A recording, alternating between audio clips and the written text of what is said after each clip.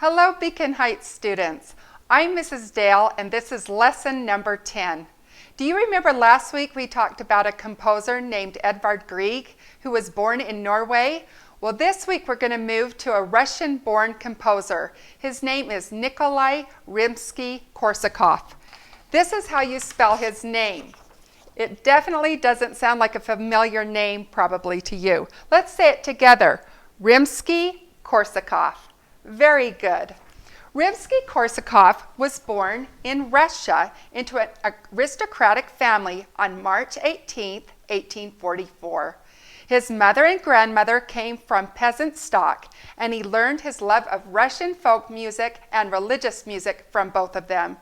He began piano lessons at the age of 6, and at age 9 he wrote his first composition. Though he was talented in music, his childhood dream was to go into the Navy like his older brother. In 1856, at the age of 12, he entered the Imperial Naval Academy at St. Petersburg, Russia. After training as a cadet, Rimsky-Korsakov was commissioned to a Russian naval clipper, which set sail for 3 years. He bought music at every port of call, including Rio de Janeiro, New York City, and London. Upon returning home from his sails, Rimsky-Korsakov had plenty of time to devote to music. He studied composition with Mily Berezhnikov, leader of the Mighty Five, a group of amateur composers who aimed at putting the Russian people's spirit into music. Rimsky-Korsakov's fellows included the army officer Modest Mussorgsky and his chemistry professor Alexander Borodin. These two fellows later became famous composers as well. In 1871, at the age of 27, Rimsky-Korsakov was appointed professor of composition at St. Petersburg Conservatory. The directors, however, didn't realize how little formal training he had in composition, but they hired him anyway. So Rimsky-Korsakov had to keep ahead of his students. Just one day before he was teaching them something, he was massively reading so that he was able to teach them the concept. Then eventually, Rimsky-Korsakov became a master composition writer, and he wrote textbooks himself. Rimsky-Korsakov had a very famous student that he taught. His name was Igor Stravinsky, and later on we'll learn about Igor Stravinsky. He became one of the most influential and important composers of the 20th century. In 1873, Rimsky-Korsakov married Pergold, an accomplished pianist who arranged many Russian orchestral works for the piano. And she was also very helpful to her husband. During the 1870s, Rimsky-Korsakov composed, conducted, and collected Russian folk songs.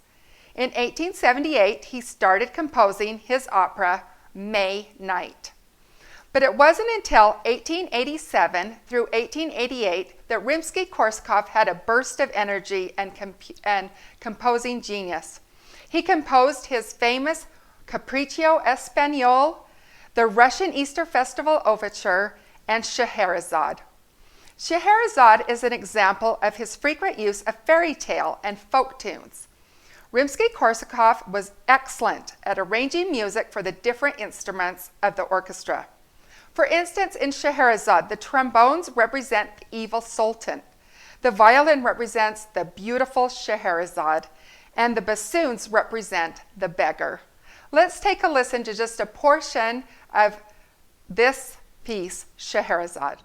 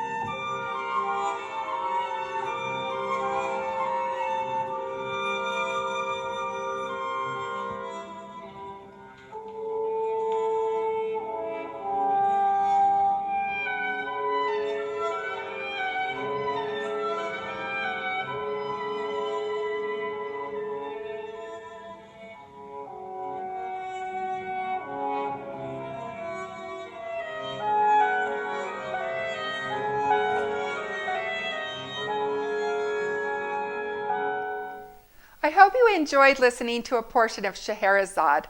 Capriccio Espagnol is another famous piece that he conducted and composed. It is an orchestral painting of Spain. The music is glittering and flashy, and all the musicians performing this piece must be excellent performers. Rimsky-Korsakov conducted his first performance of this piece on Halloween in 1887 in St. Petersburg. The audience exploded in applause after they heard this piece. They loved it so much they wanted it to be played again and again that same evening. Let's take a listen to Capriccio Espagnol.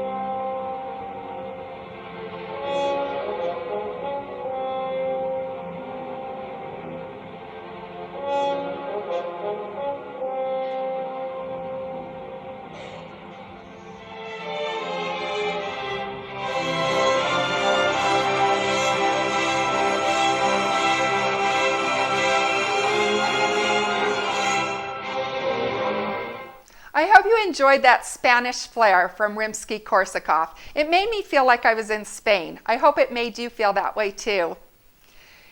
The Tale of Tsar Sultan is an opera that Rimsky-Korsakov wrote in 1899. The opera is about a wicked witch who changed the princess into a swan and then sent her to be a prisoner on an island. The princess swan swims around day after day hoping that her prince will come and rescue her. Well, the prince has been turned into a bumblebee. Well, you can probably imagine the rest of the story. Flight of the Bumblebee is part of this opera, and it is a piece by Rimsky-Korsakov. It is played very fast, like a bumblebee flying around, and you can almost feel it in the room and flying around both of us. Let's take a listen to this piece. It lasts less than 2 minutes, and it has over 50,000 notes in the original orchestral version. Right now, I want you to take a listen to the double basses playing this piece.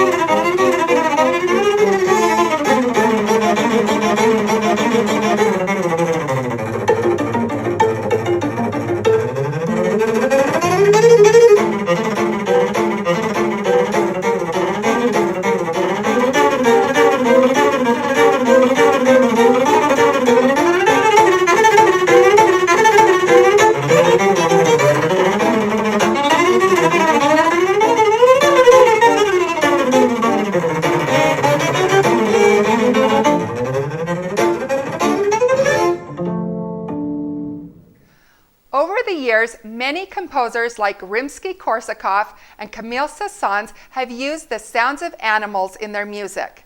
Sometimes they write a part for an instrument to sound exactly like a particular animal.